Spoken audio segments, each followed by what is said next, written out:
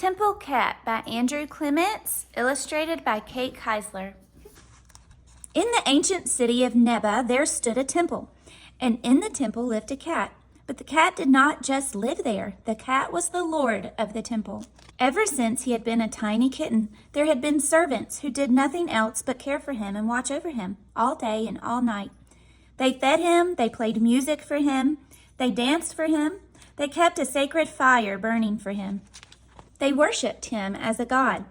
No one could remember when the people in this land had started to worship cats. And the cat certainly did not know or care.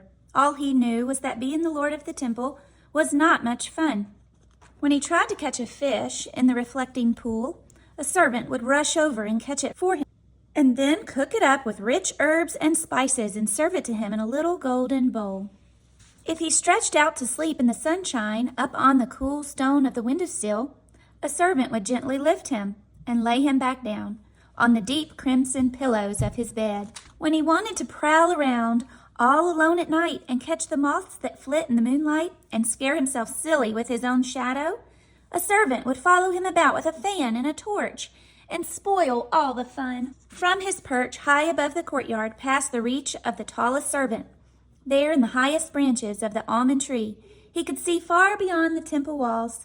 There were children playing in the streets, and all the other cats in the world roamed free. So, late one night, he slipped out of the temple like a wisp of smoke. First through the courtyard, then down a lane, into an alley, over a fence, across a field, up a hill, through a pasture, along a road, into a village, and finally he came to rest in a little barn as the sun was coming up. And he slept as he had never slept before. And he traveled this way for 3 more nights until he came to the edge of the sea. It was chilly, and he went toward a little hut where a smoky fire burned on the sand. He moved cautiously into the ring of firelight and meowed. The nights of traveling and not eating had made him look scrawny and a little wild. No one, not even his servants from the temple, would have thought he was a god. So the man who sat on the rough stool tossed him a fish head. For the first time in his life, the little cat had a real cat supper, and never had anything tasted so good. And later, when he purred and rubbed against the fisherman's leg, the man scratched behind his ears, and never had anything felt so delicious.